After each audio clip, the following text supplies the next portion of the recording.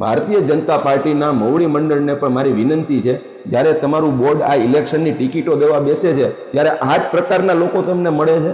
મેં વિધાનસભામાં મુસ્લિમો પાસે કોઈ દી મત માંગ્યા નથી. હું જ્યારે પણ ત્યારે લડ્યો ત્યારે એક પણ મુસ્લિમોને મેં કીધું નથી કે મને મત આપજો.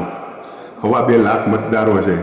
હું નરેન્દ્રભાઈ અને અમિતભાઈ શાહનો હનુમાન છું. જો એ મત ન માગી શકતા હોય. કદાચ તમારા માનવા પ્રમાણે હનુમાન ભગવાન હોઈ શકો, પણ હનુમાન ભગવાન જેમના ભક્ત હતા એ ભગવાન રામ વિશે કદાચ તમને ખબર નથી, કે જો તમને ખબર હોત તો આ આભડછટ વાળી વાત તમે ન કરત. મારા રગે રગમાં હિન્દુત્વનું લોહી વસે છે. આજે દલડીનો વિડીયો જે વાયરલ ભાઈ એમ કહે છે કે હું દલડીનો મુસલમાન છું, અને તમારી પાર્ટી મુસ્લિમોને રીઝવવા માટે હમણાં જે ઈદ ગઈ ને એમાં સોગાતે મોદી લઈને આવી હતી અને મુસ્લિમોના ઘરે મીઠાઈઓ વેચતી હતી. આ પણ તમને જ ખબર હશે. એટલે દલડીની વાત કરી તો દલડીના મુસ્લિમ સમાજ કોઈ દી ભાજપને મત આપે નહીં. અને 25 વર્ષનું જે એની મતદાર યાદી છે દલડીની, એ પણ આપ જોઈ લ્યો કે ભારતીય જનતા પાર્ટીને મત આ દલડીમાંથી કેટલા મળ્યા છે. તો જે પદ ઉપર તમે છો એમાં જે તમે દર મહિને પગાર લ્યો છો, જે ગ્રાન્ટો લ્યો છો અને એ ફાળવો છો, એ બધું પ્રજાના ટેક્સના પૈસામાં છે. અને એ ટેક્સના પૈસા હિન્દુ ટેક્સ અને મુસ્લિમ ટેક્સ, શીખ ટેક્સ અને ઈસાઈ ટેક્સ એમ નથી આવતો. એ હિન્દુ મુસ્લિમ શીખ ઈસાઈ સૌના પૈસાનો ટેક્સ છે, જેનો તમે પગાર લ્યો છો મિસ્ટર સોમાણી. અને હરેક વખતે મેં ગામડામાં સભામાં મેં એમ કીધેલું છે કે મને વિધર્મીઓ મત આપી મારી મતપેટીને તમે બગાડતા નહીં, અભડાવતા નહીં મતપેટીને. આવું મેં વારંવાર મારી સભામાં કીધેલું છે. વાંકાનેર વિધાનસભાના મારા હિન્દુ ભાઈઓને મારી વિનંતી છે કે પોતાની જાતને ભગવાન શ્રી હનુમાનજી સાથે સરખાવનાર આ તમારા નેતાશ્રીને યાદ કરાવજો કે બોલવામાં ભાન રાખે. અને આ દલડીવાળાની જે વાત રહી એ આ વિષયમાં મારી ટીખળ કરવા આવ્યો હતો, અને એ કોંગ્રેસી હતો અને મારી પાસે ટીખળ કરી. મારી પાસે પુરાવા છે કે ત્યાં આમ આદમી પાર્ટીનો ઉમેદવાર હતો, અપક્ષ ઉમેદવાર હતા અને ભારતીય જનતા પાર્ટીના ઉમેદવાર હતા. ભારતીય જનતા પાર્ટીનો રાજાવડલા સીટનો ઉમેદવાર ભાજપનો પણ ત્યાં હાજર હતો.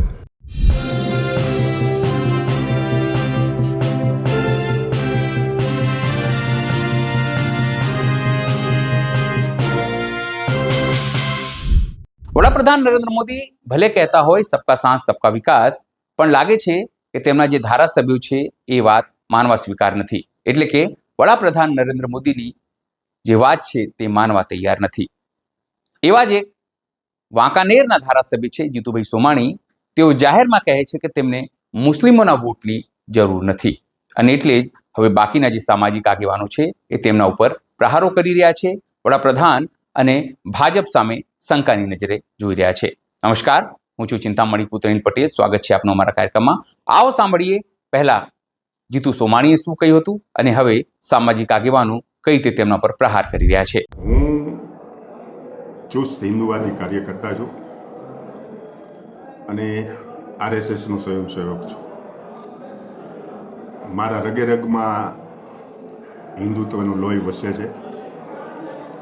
આજે દલડીનો વિડીયો જે વાયરલ ભાઈ એમ કહે છે કે હું દલડીનો મુસલમાન છું. 20-25 વર્ષ પહેલાં એક દલડીમાં બનાવ બનેલો હતો કે વાઘાભાઈ કરીને જે માલધારી છે એની 20થી 30 વિધર્મીઓએ ગાયોની હત્યા કરી નાખેલ હતી. એ બાબતમાં અમે પછી આખી ટીમ ત્યાં દલડી ગયા હતા.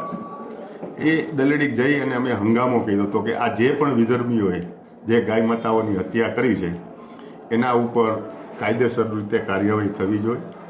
એમાં અમારી એ ટીમમાં એ વખતે અમરસિંહભાઈ મઢવી હતા, મોનાભાઈ માલધારી હતા, ગૌતમભાઈ ખાંડેખા હતા અને બીજા ઘણા બધા અન્ય લોકો હતા. ત્યારે એ દલડીના જે વિધર્મી લોકો હતા એ લોકો પણ આમાં સંડોવાયેલા હતા.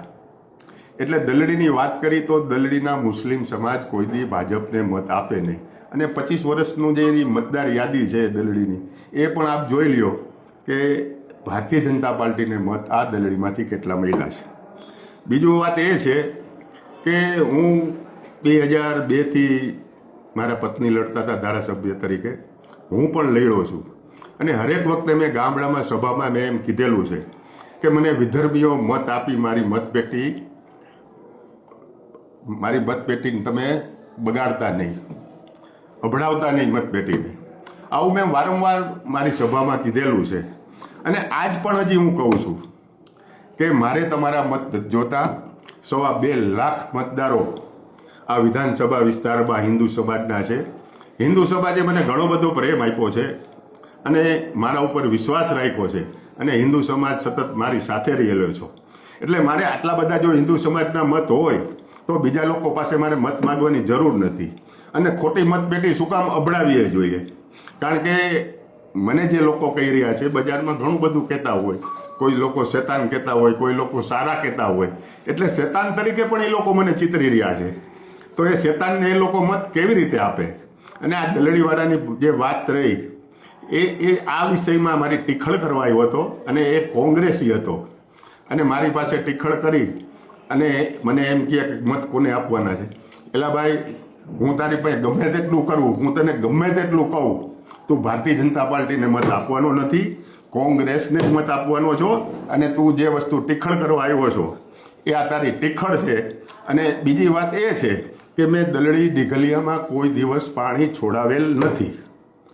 આવી જ રીતે હું રાત્રે 1 વાગે કુવાડવાથી આવતો હતો અને કલાવડી પાસે એક હોટલ છે, એ હોટલે હું ચા પાણી પીવા ઉતરો એટલે ત્યાં ઘણા બધા લોકો હતા. અપક્ષ ઉમેદવાર હતા, ભારતીય જનતા પાર્ટીના ઉમેદવાર હતા, આમ આદમી પાર્ટીના ઉમેદવાર હતા. એટલે એ લોકોએ બધા એમ કીધું કે આવો નાસ્તો કરવા. એટલે હું બેઠો. હવે એ વાતને પણ લોકોએ વિડીયો ઉતારેલ છે અને એમ કીધું છે કે અહીં અપક્ષ માટે મત માગી. એટલે ભાઈ, ભારતીય જનતા પાર્ટીના ઉમેદવાર છે, આમ આદમી પાર્ટીના ઉમેદવાર છે, અપક્ષ ઉમેદવાર છે અને બધાના કાર્યકર્તા છે, તો હું અહીંયા મત કઈ રીતે માગી શકું? આ એક મને બદનામ કરવાનું કાવતરું છે અમુક તત્વોનું અને એ બદનામ કરવાનું કાવતરું ઘડી રહ્યા છે. પણ મારી પાસે પુરાવા છે કે ત્યાં આમ આદમી પાર્ટીનો ઉમેદવાર હતો, અપક્ષ ઉમેદવાર હતા અને ભારતીય જનતા પાર્ટીના ઉમેદવાર હતા. ભારતીય જનતા પાર્ટીનો રાજાવડલા સીટનો ઉમેદવાર ભાજપનો પણ ત્યાં હાજર હતો. એટલે આ લોકો જે બદનામ કરે છે અને હું વારંવાર હજી પણ હું કહું છું કે 2027માં ચૂંટણી લડવાનો છું. તેથી મને વિધર્મીઓએ મત ન આપે અને મતપેટી ન અભડાવે, આ પણ વાત ચોક્કસ છે. મેં વિધાનસભામાં મુસ્લિમો પાસે કોઈ દી મત માગ્યા નથી. હું જ્યારે પણ ત્યારે લડ્યો ત્યારે એક પણ મુસ્લિમોને મેં કીધું નથી કે મને મત આપજો. 2.25 લાખ મતદારો છે. હું નરેન્દ્રભાઈ અને અમિતભાઈ શાહનો હનુમાન છું. જો એ મત ન માગી શકતા હોય, ભાઈ બંગાળમાં એમ કહે કે મારે મુસ્લિમના મત નથી જોતા, હું તો આ વસ્તુ તો હું 20 થી 25 વર્ષથી આ કહું છું કે ભાઈ મારે મુસ્લિમોના મત પેટીમાં આપી આ મતપેટી અભડાવતા નહીં. બસ આ જ વાત છે, બીજી કોઈ વાત નથી.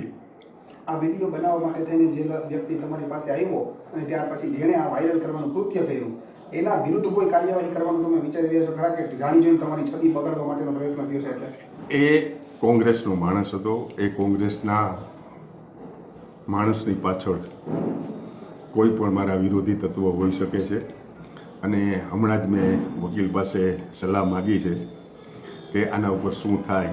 એટલે એને સામાન્ય તો એ રીતે કીધું છે કે પોલીસ સ્ટેશનમાં ફરિયાદ ન થાય, કોર્ટમાં થાય. હું વકીલ પાસે સંપૂર્ણ રીતે જાણકારી કરી અને આની પાછળ આ ભાઈ અને એની પાછળ ક્યાં ક્યાં તત્વો સંડોવાયેલા છે એને હું 100% ખુલ્લા કરીશ. બાકી હું હિન્દુ છું, હિન્દુ રહેવાનો, હિન્દુ પાસે જ મત માગવાનો છું, એ વાત ચોક્કસ છે. વિધર્મીઓને મારે મત જોતા નથી અને વિધર્મીઓ મારી મતપેટી અભડાવે નહીં, આ પણ ચોક્કસ વાત છે. નમસ્કાર દોસ્તો, હું ઇમ્તિયાઝ પઠાણ. વાંકાનેર વિધાનસભાના ધારાસભ્ય શ્રી જીતુભાઈ સોમાણી દ્વારા એક નિવેદન આજે આપવામાં આવ્યું. જીતુભાઈ સોમાણીનું એવું કહેવાનું છે કે મુસ્લિમોના મતની મારે જરૂર નથી, મેં ક્યારેય મુસ્લિમોના મત માંગ્યા નથી અને મુસ્લિમો જો મને મત આપે તો મતપેટી અભડાઈ જાય. શ્રી માનનીય ધારાસભ્ય શ્રી જીતુભાઈ સોમાણી, તમારું કહેવાનું એવું છે કે મુસ્લિમોના મતથી તમારી મતપેટી અભડાઈ જતી હશે. ભાઈ, આશ્ચર્યની વાત તો એ છે કે તમે આ વિડીયોની અંદર પોતાને ભગવાન શ્રી હનુમાનજી સાથે સરખાવો છો. તમે કદાચ તમારા માનવા પ્રમાણે હનુમાન ભગવાન હોઈ શકો, પણ હનુમાન ભગવાન જેમના ભક્ત હતા એ ભગવાન રામ વિશે કદાચ તમને ખબર નથી, કે જો તમને ખબર હોત તો આ આભડછટ વાળી વાત તમે ન કરત. રહી વાત બીજી કે તમારા જેવા લોકોને શું છે, આ બગાસું ખાતા પતાસું હાથમાં આવી ગયું છે.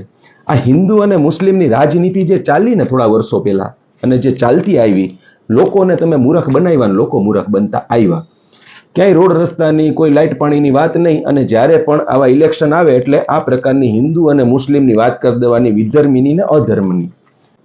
આ જે કેફ છે એ કેફના કારણે તમારા જેવા લોકોને આજે એ પદ મળી ગયું છે, પણ એ પદની ગરિમાની તમને ખબર નથી. કારણ કે જો ખબર હોય તો જે પદ ઉપર તમે છો એમાં જે તમે દર મહિને પગાર લ્યો છો, જે ગ્રાન્ટો લ્યો છો અને એ ફાળવો છો, એ બધું પ્રજાના ટેક્સના પૈસામાં છે.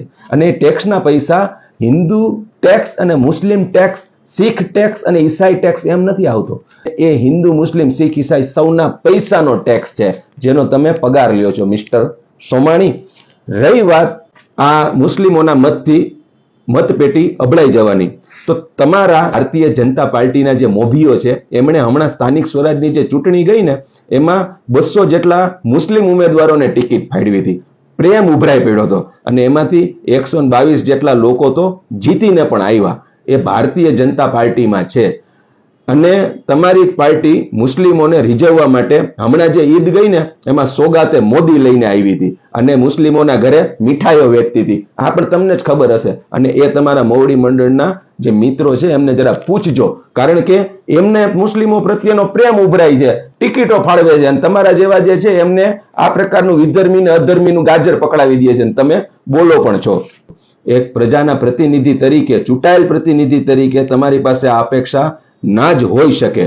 બોલતા અમને પણ ઘણું બધું આવડે છે, કાનના કીડા ખરી જાય એવું આવડે છે, પણ સંસ્કાર પણ કોઈ માયના રાખે છે, અને એ સંસ્કાર અમારી અંદર છે.